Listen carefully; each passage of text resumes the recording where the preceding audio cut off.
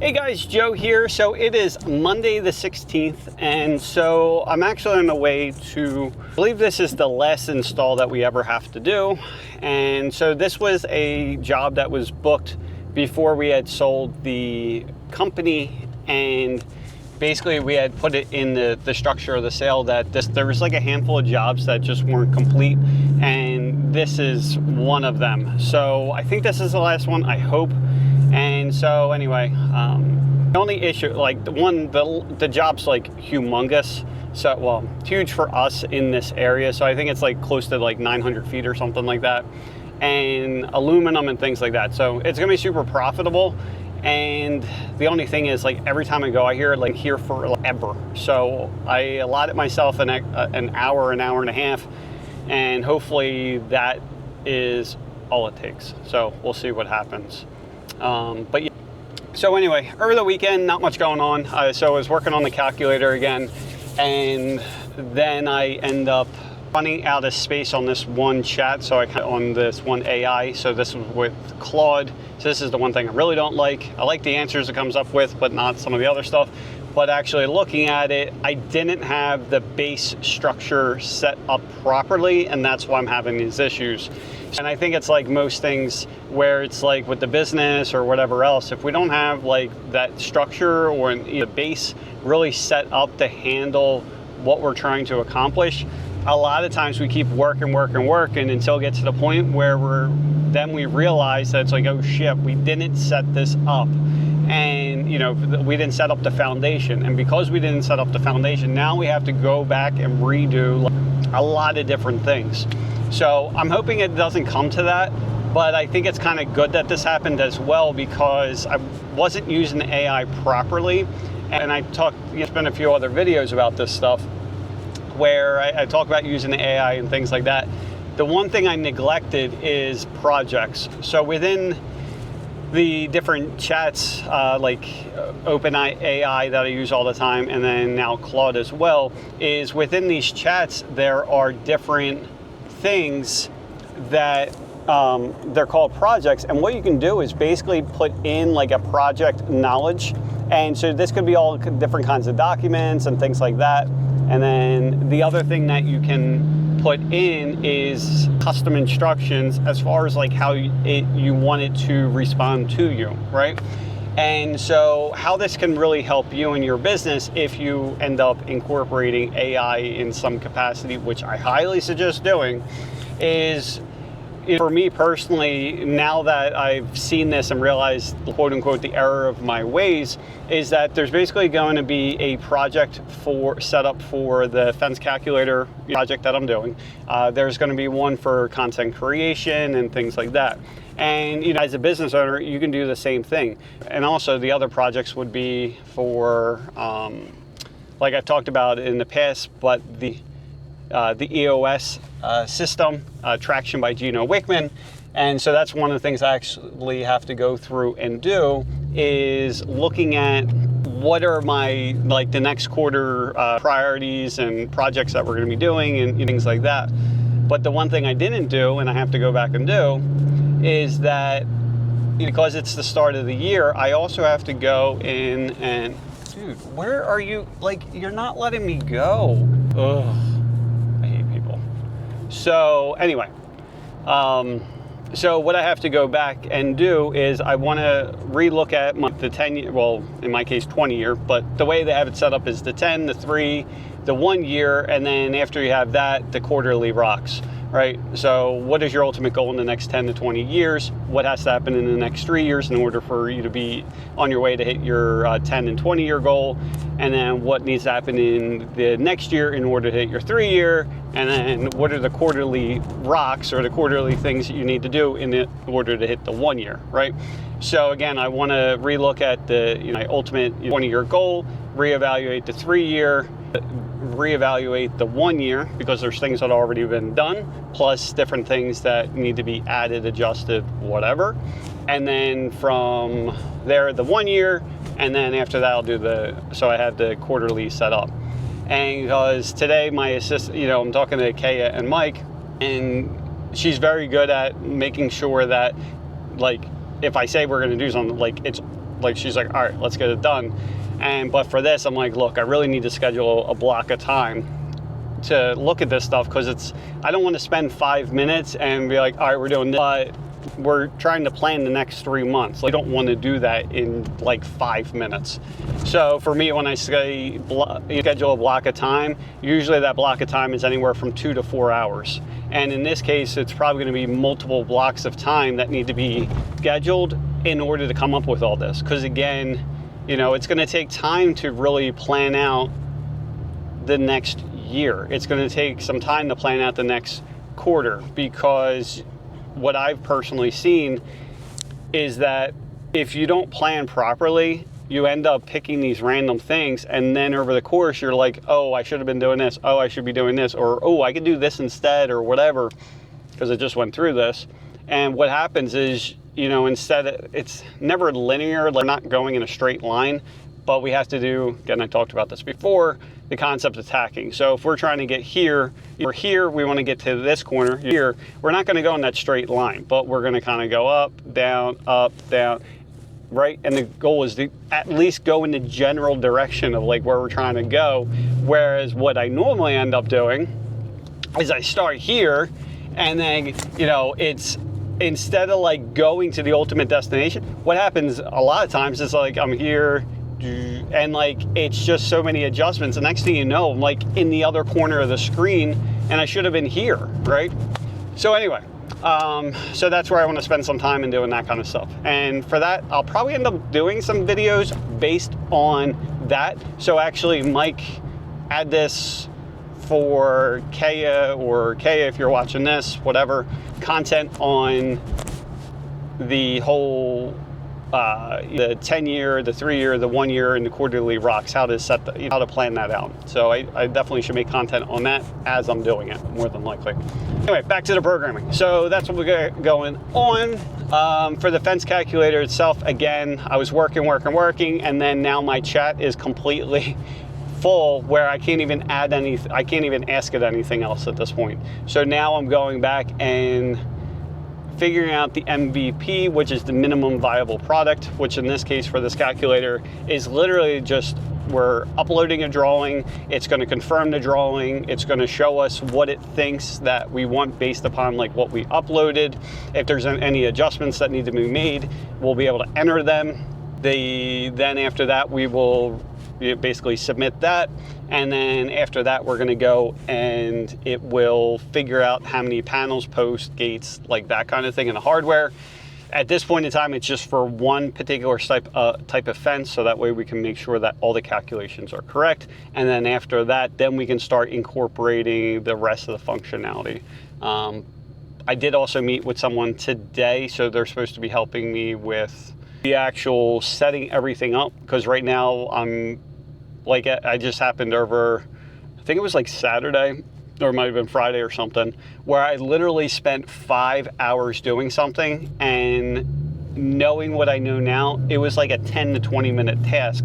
But because I don't really know what I'm doing, and I'm just going off of what AI's telling me, that I can't really, I'm not thinking for myself. And that's kind of like what I got into with the AI programs over the weekend, is instead of just saying, do this, it's more or less the way I wanted to respond is a very simple image of what we're trying to accomplish, like the Alex Hormozy handwritten doodle kind of thing. Then after that, just a very short and concise statement of, 2 to 3 sentences. This is what we're trying to do. We're trying to connect this with this, or whatever happens to be. And then after that, the idiot's guide version of literally step by step by step, as if I've never touched a program before.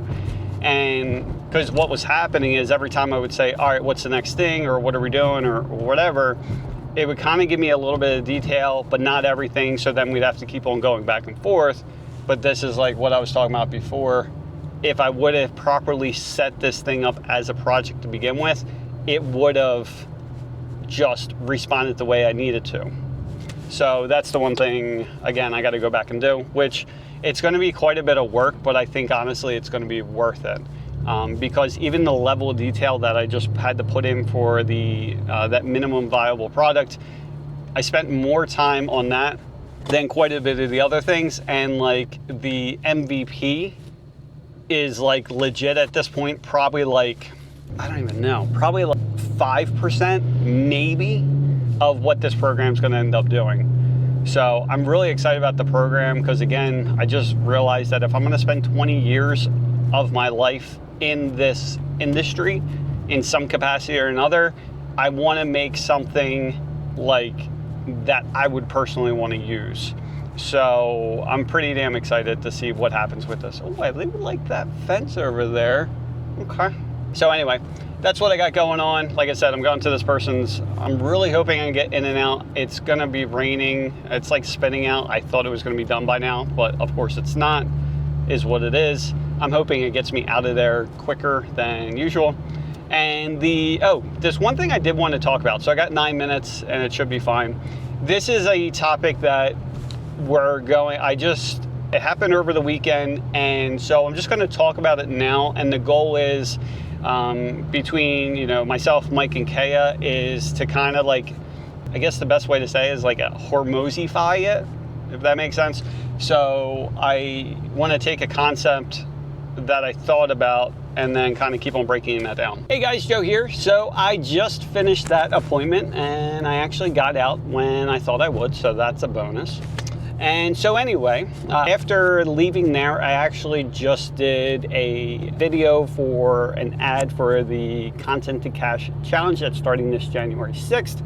If you guys are interested, I talked about different things in there, but basically it's 5 days, as the title states, right?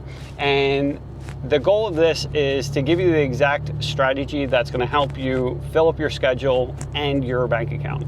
So the way this is centered around is through making content, hence the name of the challenge, right? And so we'll go over the different types of equipment that you're going to need. Note, it's pretty much nothing, everything that you already have. It's going to go over why. So day number 1 is going to be going over the background, why this works, how it's going to help you in your business, how it's going to separate you from your competitors, how it's going to help you stop dealing with price shoppers and tire kickers and things like that. So that's day number 1, and we'll also cover the equipment needed. Day number 2 is where we're going to go over the first type of video. It's very simple to do. It'll legit take you about 73 seconds to do. And then the next day, we're going to go over the other 2 types of content that can be made. And then next. So Mike, you're going to have to re-edit this. So with the challenge, there's 5 days, obviously. So hence the name of the program. So day number 1, we're going to be going over the course outline. We're going to be going over why this works, how it's going to help you separate yourselves from the competitors, how it's going to make you the go-to company in your area for whatever you sell. And then it's also going to go over the equipment needed, which is basically nothing. So as long as you have a phone, you can make this thing happen. I'll also go over optional equipment if you want to get into that later on, but again, it's not necessary.